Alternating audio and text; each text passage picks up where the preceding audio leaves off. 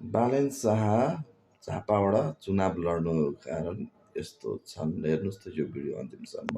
झापामा चाहिँ बालेन जानुपर्ने कारण किन? बालेनले त जहाँबाट जित्छ 100% जित्ने ठाउँबाट जानुपर्ने हो नि त। अनि ऊ जितेर गएर संसद बन्नुपर्ने हो नि त। तर नियत त्यो होइन नि त। नियत के हो र मेसेज हो। किन जनतालाई मेसेज के दिनु छ भन्दाखेरि झापा 5मा 2000 मतले जित्ने होइन क्या, 5000 मतले जित्ने होइन क्या।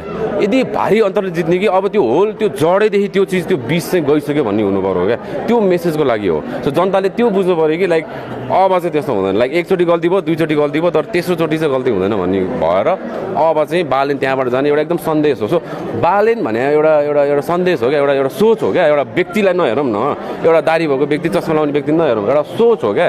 के सोच भन्दा एउटा युवाले पनि एउटा चाहिँ जड गाडेर बसेकोलाई चाहिँ पख म पनि एक दिन उठेर बन्छु अनि त्यसपछि चेन्ज गर्छु भन्न सक्छ र गर्छ भन्ने सोच हो। सो त्यो सोचको पछि लागौ न, मान्छेको पछि लाग्नै पर्दैन नि। होइन आफूले जित्ने ठाउँमा गएको भए ठिकै हुन्थ्यो, तर त्यहाँ जाँदाखेरि आफ्नो राजनीतिक भविष्य पनि दाउमा राखेर जानुभयो बालेनजीले। उहाँ त केपी ओलीको गढ यत्रो वर्ष जितेर बसिरहनु भएको, विकास पनि त्यही गर्नु भएको छ, दुईटार बनाउनु भएको छ, बाटो कुना कुना बाटो बनाउनु भएको छ, 6जना 7जना समानुपातिक सांसद झापाबाट नै ल्याउन खोज्नु भएको छ अरे। त्यो हिसाबमा चाहिँ अलिक गाह्रो हुन्छ कि भन्छन् क्या? हुँदैन ब्रदर। किन भन्दाखेरि भ्यू टावर बनेर कतिजनाले रोजगारी पाए, भ्यू टावर बनेर साँच्चीकै कतिजनाको घर चल्यो होइन। भ्यू टावर बनेर साँच्चीकै फाइदा के भयो? नेपाल जस्तो देशमा जहाँ चाहिँ 5 मिनट चढ्यो भने हरेक डाँडाबाट भ्यू टावर छ। किन चाहियो नेपालमा view tower? Nepal view tower चाहिन्छ? चाहिँदैन नि ब्रदर यार। नेपालमा भ्यू टावर चाहिँदैन। नेपालमा चाहिने भनेको साँच्चीकै अब त्यो झापामै पनि के छ त हौ? के चाहिँ गरेको छ उसले? भ्यू टावर बनाएर त हुँदैन नि त। भ्यू टावरको असली त्यहाँबाट कतिजनाले जागिर पायो त? भ्यू टावरले कतिजनाको घर चल्यो, कतिजनाको करियर बन्यो क्या?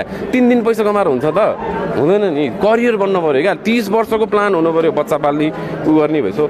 अघि स्वर्णिमजीले भन्नुभयो जस्तो मध्यमवर्गीयलाई टार्गेट गर्नु पऱ्यो। किन मध्यमवर्गीय भनेको दोज आर द मोस्ट स्पेन्डर्स। उहाँहरूले सबसे धेरै इकोनोमीमा खर्च गर्ने हो।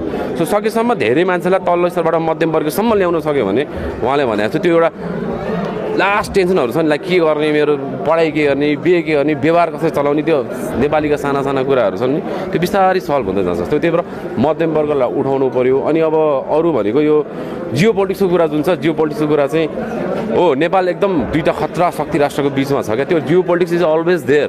तर हामीले के बुझ्नु पऱ्यो भन्दा त्यो जियो पोलिटिक्सको बिचमा पनि हामी देशभित्र चाहिँ राम्रो काम गर्न सक्छौँ है। हामीले अब फाइटर जेट किन्नु पऱ्यो भने अमेरिकासँग सोध्नु पर्ला क्या। तर ओडाको त्यो बाटो पिच गर्न त अमेरिकालाई सोध्नु पर्दैन। त्यो भित्री कुरो हो नि यार, त्यो हाम्रै कुरा हो क्या। 3जना मिलेर हुने कुरो हो क्या त्यो। त्यो पनि नहुँदा चाहिँ त्यो भनेको गुड गभर्नेन्सको नै माथि टाउके नै हो क्या। टाउके नै हो क्या त्यो। त्यो म्यान्चेस्टर युनाइटेडकै हेरौँ न, फुटबलकै एक्जाम्पल दिउँ न, त्यस्तो